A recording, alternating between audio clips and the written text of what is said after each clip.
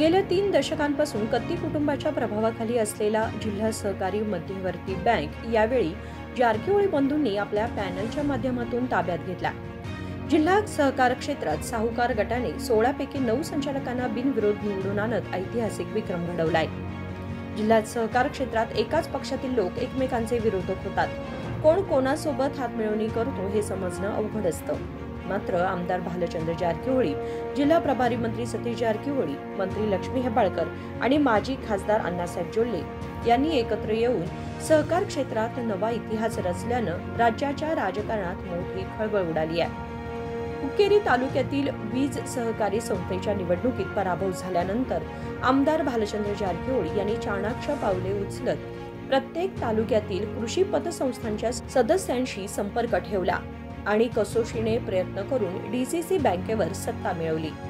शेतकऱ्यांना चांगले प्रशासन देऊ असं शपथ घेतल्यानुसार त्यांनी 9 संचालकांना बिनविरोध निवडून आणत बँकेसमोर गुलाल उधळून जल्लोष केला। बेळगाव जिल्ह्यातील प्रभावशाली जारकीहोळी बंधूंच्या दुसऱ्या पिढीनं सहकार क्षेत्रात पाऊल ठेवलं आहे।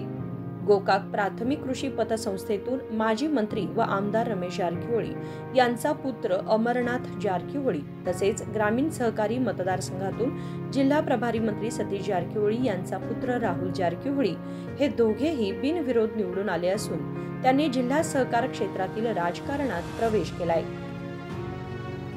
खानापूर सहकारी मतदारसंघातून डीसीसी बँक संचालक पदासाठी इच्छुक असलेले मंत्री लक्ष्मी हेब्बाळकर यांचे बंधू आणि विधान परिषदेचे सदस्य चन्नराज हट्टीहोळी यांनी दुसऱ्या सहकारी मतदारसंघातून बिनविरोध निवडून येत जिल्हा सहकार क्षेत्रातील राजकारणात आपलं पाऊल रोवलं। निपाणी सहकार मतदारसंघातून जारकीहोळी पॅनलमध्ये ओळख निर्माण केलेले माजी खासदार अण्णासाहेब जोल्ले यांनी आमदार भालचंद्र जारकीहोळी यांना साथ देत बीडीसीसी बँकेतील उमेदवारांना बिनविरोध निवडून आणण्यासाठी प्रयत्न केला। मात्र एनसीपीचे उत्तम पाटील यांनी त्यांच्या विजयाला अडथळा आणला। आपल्या राजकीय प्रतिष्ठेसाठी आणि निपाणीतील शेतकऱ्यांचा विश्वास संपादन करण्यासाठी त्यांनी निवडणुकीची लढत आवश्यक केली। त्यामुळे या मतदारसंघातील चुरशीच्या लढतीत कोण जिंकलं तरी जारकीहोळी पॅनलचाच फायदा होणार हे निश्चित आहे।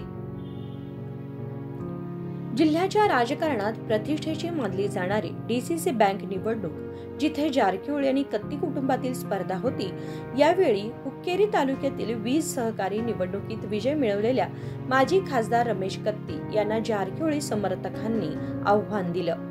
डीसीसी बँकेसमोर फटाके फोडून गुलाल उधळून त्यांनी घोषणा दिली, जिंकलो तरी आम्ही, हरलो तरी डीसीसी आमचीच, आणि अशा प्रकारे कत्ती कुटुंबाला प्रत्युत्तर दिलं। बेळगाव जिल्हा सहकारी बँक संचालक पदाच्या निवडणुकीत जारकीहोळी जोल्ले गटातील 7 आणि सतीश जारकीहोळी समर्थित 2 उमेदवार बिनविरोध निवडून आले। यामध्ये विश्वास वैद्य, विरुपाक्ष मामनी, अरविंद पाटील, राहुल जारकीहोळी, अमरनाथ जारकीहोळी, चन्नराज हट्टीहोळी, नीलकंठ कप्पलगुड्डी तसेच राजू कागे आणि गणेश हुक्केरी हे दोघे सतीश जारकीहोळी समर्थक उमेदवार बिनविरोध निवडले गेले आहेत। रामदुर्ग, बैलहोंगल, कित्तूर, निपाणी, अथणी आणि हुक्केरी रायबाग तालुका येथे 19 ऑक्टोबर रोजी निवडणुका होणार आहेत। सोमवारी अर्ज मागे घेण्याचा शेवटचा दिवस होता। यावेळी आमदार अशोक पाटील, माजी मंत्री श्रीमंत पाटील यांचा पुत्र श्रीनिवास पाटील यांच्यासह 20 उमेदवारांनी आपले अर्ज मागे घेतले अशी माहिती निवडणूक अधिकारी श्रवणकुमार नायक यांनी दिली। गेल्या 4 महिन्यांपासून खानापूर ते निपाणीपर्यंत आम्ही डीसीसी बँक निवडणुकीसाठी प्रचार केला आणि 9 संचालकांना बिनविरोध निवडून आणले। निपाणीत अण्णासाहेब जोल्ले नक्कीच विजय मिळवतील असे भालचंद्र जारकीहोळी म्हणाले। सो ಅಂದ್ರೆ ಇವತ್ತು ಆಫೀಷಿಯಲಿ ಅನೌನ್ಸ್ ಮಾಡಿದ್ದಾರೆ ಅಂದ್ರೆ ಚುನಾವಣೆ ಅಧಿಕಾರಿಗಳು ಏನು 16 ಸ್ಥಾನಕ್ಕೆ ಚುನಾವಣೆ ನಡೆದಿದ್ದು ಅದರಾಗ 9 ಅವಿರೋಧ ಆಯ್ಕೆ ಆದ್ವಿ। ಸೊ ನಾವು 13 ಜನ ಏನು ಪ್ಯಾನೆಲ್ ಮಾಡಿದ್ವಲ್ಲ ರೀ, 13 ಜನದಾಗ 7 ಜನ ಕ್ಲಿಯರ್ ಕಟ್ ಅಂದ್ರೆ ಅವಿರೋಧ ಆಯ್ಕೆ ಆದ್ರೆ ಅವರು ಆಯ್ಕೆ ಆದ ನಂತರ ಇನ್ನಿಬ್ಬರದು ನಾನು ಹೇಳಿದೆ, ಯಾಕಂದ್ರೆ ರಾಜು ಕಾಗೆ ಅವ್ರ ಕಾಗವಾಡ ಉಸ್ತುವಾರಿ ಸಚಿವರ ಆದೇಶ ಮೇರೆಗೆ ಅವ್ರಿಗೂ ಅನ್ಅಪೋಸ್ ಮಾಡಿದ್ದೀವಿ। ಕಾಮನ್ ಕ್ಯಾಂಡಿಡೇಟ್ ಗಣೇಶ್ ಹುಕ್ಕೇರಿ ಅವರನ್ನು ಅಪೋಸ್ ಆದರು, ಅಂದ್ರೆ 9ಗೆ ಅವಿರೋಧ ಆಯ್ಕೆಯಾಗಿ ಇನ್ನು 7 ಸ್ಥಾನಕ್ಕೆ ಅಕ್ಟೋಬರ್ 19 ಚುನಾವಣೆ ನಡೀತಾ ಇದಾವೆ ರೀ। ಸೊ ನಾವು ನಾಳಿದ ನಾವು ಎಲ್ಲೆಲ್ಲಿ ಕ್ಯಾಂಡಿಡೇಟ್ ನಿಲ್ಲಿಸಿದ್ದೀವಿ ಅಲ್ಲಿ ಸೀರಿಯಸ್ ಆಗಿ ಆ ಕ್ಯಾಂಡಿಡೇಟ್ ಗೆಲ್ಸಕ್ಕೆ ಏನೇನು ಪ್ರಾಮಾಣಿಕ ಪ್ರಯತ್ನ ಮಾಡಬೇಕು ನಾವು ಮಾಡ್ತೀವಿ। ಮತ್ತೆಲ್ಲ ತಮ್ಮ ಮಾಧ್ಯಮದ ಮುಖಾಂತರ ನಾವು ಸಾಕಷ್ಟು ಸಲ ಹೇಳಿದ್ದು, ನಾವು ಜೊಲ್ಲೆಯವರು ಎಲ್ಲರೂ ಕೂಡ ಏನು ಚುನಾವಣೆ ಮಾಡಾಕತ್ತೀವಿ, ನಾವು 12 ಸೀಟ್ ಗೆಲ್ತು ಅಂತ ಹೇಳಿದ್ವಿ. ಇದಕ್ಕೆ ನಾವು ರೀಚ್ ಆಗಕ್ಕೆ ಬಂದಿದ್ವಿ. ಯಾಕಂದ್ರೆ ಆಲ್ರೆಡಿ ಹೆಚ್ಚು ಕಮ್ಮಿ ಬಹುಮತ ಅಂದ್ರೆ ಆದಂಗೆ ಆಗಿಬಿಟ್ಟು ನಮ್ಮ ಬಹುಮತ ಆಯ್ತು. ಈಗ ಇನ್ನು ಮುಂದಿನ ಸೀಟ್ ಎಷ್ಟು ಜಾಸ್ತಿ ಗೆಲ್ಲಕ್ಕಾಗ್ತೈತಿ ಗೆದ್ಕೊಂಡು ಅಂದ್ರೆ ಆಡಳಿತ ಮಾಡಿ ಇನ್ನೂ ಗಟ್ಟಿ ಮಾಡೋಕ್ಕೆ ಪ್ರಾಮಾಣಿಕ ಪ್ರಯತ್ನ ಮಾಡ್ತೀವಿ. ಮುಂದಿನ 5 ವರ್ಷ ನಮ್ಮ ಗುರಿ ಅಂದ್ರೆ DCC ಬ್ಯಾಂಕ್ ನಾವು ಎಲ್ಲರೂ ನೇತೃತ್ವದಲ್ಲಿ ಅಗದಿ ಪ್ರಾಮಾಣಿಕವಾಗಿ ಗಟ್ಟಿಯಾಗಿ ಇನ್ನೂ ಬ್ಯಾಂಕನ್ನು ಚಲೋ ನಡೆಸಿ DCC ಬ್ಯಾಂಕ್ ಮುಖಾಂತರ ಬೆಳಗಾವಿ ಜಿಲ್ಲೆ ರೈತರಿಗೆ, ಗ್ರಾಹಕರಿಗೆ, ನೌಕರಸ್ಥರಿಗೆ ಇವ್ರಿಗೆಲ್ಲ ಒಳ್ಳೆಯದಾಗಿ ಈ ದೃಷ್ಟಿ ಇಟ್ಕೊಂಡು ನಾವು ಒಳ್ಳೆಯ ಕೆಲಸ ಮಾಡ್ತೀವಿ. ಅದಕ್ಕೆ ನಮ್ಗೆ ಅವಿರೋಧ ಆಯ್ಕೆ ಮಾಡೋಕ್ಕೆ ಸಹಕಾರ ಕೊಟ್ಟಂಥ ಎಲ್ಲ ಮುಖಂಡರಿಗೆ, ಕಾರ್ಯಕರ್ತರಿಗೆ, ಅಭಿಮಾನಿಗಳಿಗೆ ತಮ್ಮ ಮಾಧ್ಯಮ ಮುಖ ಅನಂತ ಅವರಿಗೆಲ್ಲ ಧನ್ಯವಾದ ಹೇಳ್ತೀನಿ. ಇನ್ನು ತಾವೇನು ಕೇಳೋದು ಕೇಳಿ. ಈಗ ಪ್ರಕಾಶ್ ಹುಕ್ಕೇರಿ ಅವರು ನಮ್ದು ಯಾವುದು ಬಣ ಅಲ್ಲ ಅನ್ನುವಂಥದ್ದನ್ನ ಹೇಳಿರುವುದು. ಈಗ ಪ್ರಮಾಣ ಪತ್ರ ತಗೊಳಕ್ ಬಂದಿದ್ವಿ, ನಾವು ಯಾರು ಬಣನೂ ಅಲ್ಲ, ಸ್ವತಂತ್ರವಾಗಿ ನಿಂತಿದ್ವಿ, ಸ್ವತಂತ್ರವಾಗಿ ಗೆದ್ದು ಬಂದಿದ್ವಿ. ಯಾರಿಗೂ ನಾವು ನಾಮಿನೇಷನ್ ಮಾಡಬೇಡ ಅಂತ ಯಾರಿಗೂ ಹೇಳಿಲ್ಲ ನಾವು. ಈಗ ನಾವು ನಾಮಿನೇಷನ್ ಮಾಡಕ್ಕೆ ಬಂದಿದ್ದರೆ ನಮ್ಮ ಚಿಕ್ಕೋಡಿ ಸಂಬಂಧ ಇಲ್ಲ. ಅದು ಉಸ್ತುವಾರಿ ಸಚಿವರು ಪ್ರಭಾಕರ್ ಕೋರೆ ಅವರು ಕೂಡಿ ಮಾಡಿದಾರೆ ಇದು. ಸೊ ಇವತ್ತು ನಾವು ಅದ ಸ್ಟ್ಯಾಂಡ್ ಇದೆ ನಮ್ಮದು. ನಾವು ಹೇಳ್ತಲ್ಲ ರೀ, ಈಗ ನಮ್ಮ ಕ್ಲಿಯರ್ ಕಟ್ ನಮ್ಮ 13 ಗುಂಪೊಳಗೆ 7 ಜನ ಕ್ಲಿಯರ್ ಕಟ್ ನಮ್ಮದಾದಂಥ ಪ್ಯಾನಲ್ದಿಂದ ಆಯ್ಕೆ ಆಗಿದ್ದಾರೆ. ರಾಜುಕಾಗಿ ಅವರು ಯಾವ ಥರ ವಿರೋಧ ಆಯ್ಕೆ ಆದ್ರೆ ಅನ್ನೋದನ್ನು ತಮಗೆ ಮಧ್ಯಾಹ್ನ ಹೇಳಿದೆ ನಾನು. ಸೊ ಗಣೇಶ್ ಹುಕ್ಕೇರಿ ಅವ್ರ ಸ್ಟ್ಯಾಂಡ್ ನಮ್ದಿತ್ತು. ಅವರು ಯಾಕಂದ್ರೆ ಅವರ ಉಸ್ತುವಾರಿ ಮಂತ್ರಿ ಅವರು ಕೋರೆ ಅವ್ರು ಕೂಡಿ ಅವರಿಗೆ ಇಲೆಕ್ಷನ್ ನಿಲ್ಲಿಸಿದ್ರು. ನಾವು ಯಾರೂ ಅವ್ರಿಗೆ ಇಲೆಕ್ಷನ್ ನಿಲ್ಲಿಸಿರ್ಕಲ್ಲ. ನಾವು ಅದ್ರ ಬಗ್ಗೆ ನಮ್ಮ ಗುಂಪು ಅಲ್ಲ ಅಂತ ನಾವು ಮೊನ್ನೆ ನಮಗೆ ಸಂಬಂಧ ಇಲ್ಲ ಅಂತ ಹೇಳಿದ್ದು. ಇವತ್ತು ಹಂಗೆ ಹೇಳ್ತಾರೆ. 19 ನಂತರ ನೋಡೋಣ ಅದು ಮುಂದೆ. ರಾಮಪಟ್ಟಣ ಅವರು ರಾಮದುರ್ಗದಿಂದ ವಾಪಸ್ ತಗೊಂಡಿದ್ದಾರೆ. ಸೋತ್ರೆ ಮತ್ತೆ ನನಗೆ ಮಂತ್ರಿಗಿರಿ ಕೊಡಂಗಿಲ್ಲ, ಅಸಹ್ಯ ಆಗುತ್ತೆ ಅನ್ನುವಂಥ ಕಾರಣಕ್ಕಾಗಿ ನೀವು ವಾಪಸ್ ತಗೊಂಡಿದ್ದೀವಿ ಅನ್ನುವಂಥದ್ದು ಕೂಡ ಅವರೇ ಹೇಳ್ಕೊಂಡಿದ್ದಾರೆ. ಅವರೇ ಹೇಳಿದ್ರಿ ಸಿಗೋದೈತಿ, ಸೋತ್ರೆ ಮತ್ತೆ ಸಿಗಂಗಿಲ್ಲ ಅನ್ನೋ ಕಾರಣಕ್ಕಾಗಿ ವಾಪಸ್ ತಗೊಂಡಿದ್ದಾರೆ. ಅಂದ್ರೆ ನನಗೆ ಗೊತ್ತಿಲ್ಲ ಅವ್ರು ಅಶೋಕ್ ಪಟ್ನಾಯಕ. ನಾವು ಮಧ್ಯಾಹ್ನ ಇಲ್ಲಿ ಪ್ರೆಸ್ ಮಾಡೋದ್ನಾಗ ಅವ್ರು ಬಂದಿದ್ರು ಅಂತ ಹೇಳಿ. ಸೊ ಅವ್ರು ಯಾಕೆ ಹಿಂದೆ ತಗೊಂಡ್ರಿ ನಮ್ಗೆ ಗೊತ್ತಿಲ್ಲ ರೀ. ನಮ್ಮದು ರಾಮದುರ್ಗಲ್ಲಿ ತಗೊಳ್ಳೋದ್ರಿಂದ ನಿಮ್ಗೆ ಎಷ್ಟು ಮಟ್ಟಿಗೆ ಅದು ಪ್ಲಸ್ ಆಗಿದೆ? ಅಲ್ಲ, ನಮಗೆ ಶ್ರೀಕಾಂತ್ ಡವನ್ ಅವ್ರು ನಮ್ಮ ಕ್ಯಾಂಡಿಡೇಟ್ ಅದಾರ ರೀ. ನಾವು ನಾಳೆ ಸೀರಿಯಸ್ ಆಗಿ ಚುನಾವಣೆ ಮಾಡ್ತೀವಿ. ನಮ್ಮ ಅಭ್ಯರ್ಥಿನ ಗೆಲ್ಸೋಕೆ ನಾವು ಪ್ರಾಮಾಣಿಕ ಪ್ರಯತ್ನ ಮಾಡ್ತೀವಿ.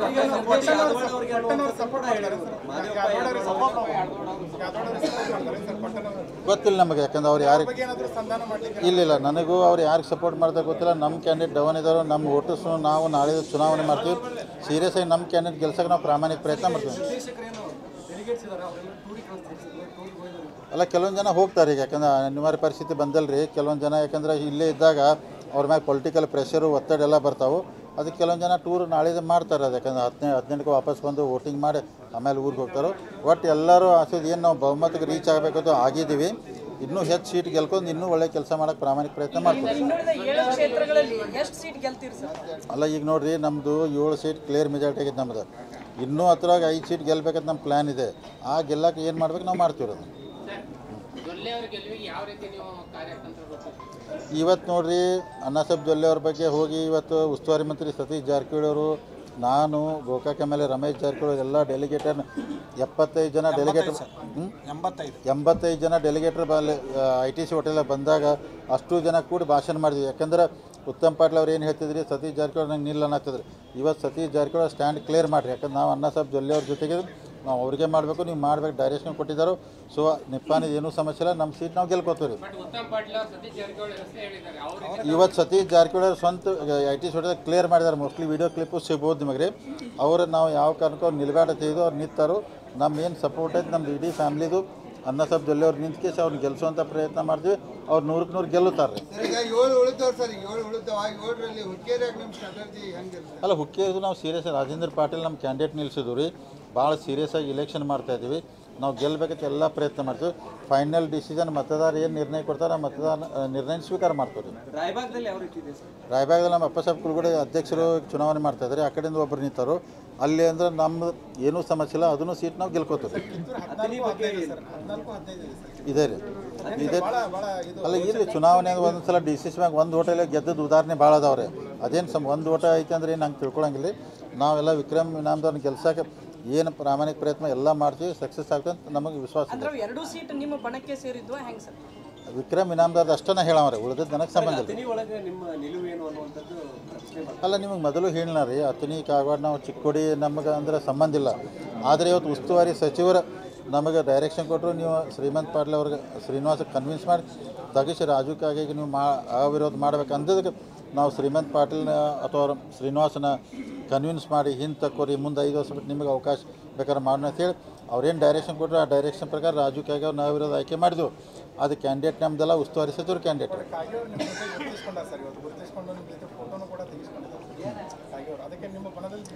ಈಗ ಒಟ್ಟು 1000 ಮತ್ತು ನಮ್ಮ ಬಹುಮತ ಆಗೈತೆ ರೀ. ನಾವು ಅಧ್ಯಕ್ಷ ಉಪಾಧ್ಯಕ್ಷ ಮಾಡ್ಕೋತು ಫೈನಲ್ ಅಲ್ರಿ. 19 ಅಲ್ಲಲ್ಲ 19 ಆದ ನಂತರ ರೀ, ಅಕ್ಟೋಬರ್ 19 ಆದ ನಂತರ 15 ದಿವಸ ಒಳಗೆ ಮಾಡ್ಬೇಕಂತ ಅದಕ್ಕೊಂದು ಕಾನೂನು ಇದೆ. ದೀಪಾವಳಿ ಮುಗಿದ ನಂತರ ನೋಟಿಸ್ ಕೊಟ್ಟು ಅಥವಾ ಈ ಮಂತ್ ಎಂಡು ಅಥವಾ ನವಂಬರ್ 1st ವೀಕ್ ಮಾಡ್ತೀವಿ.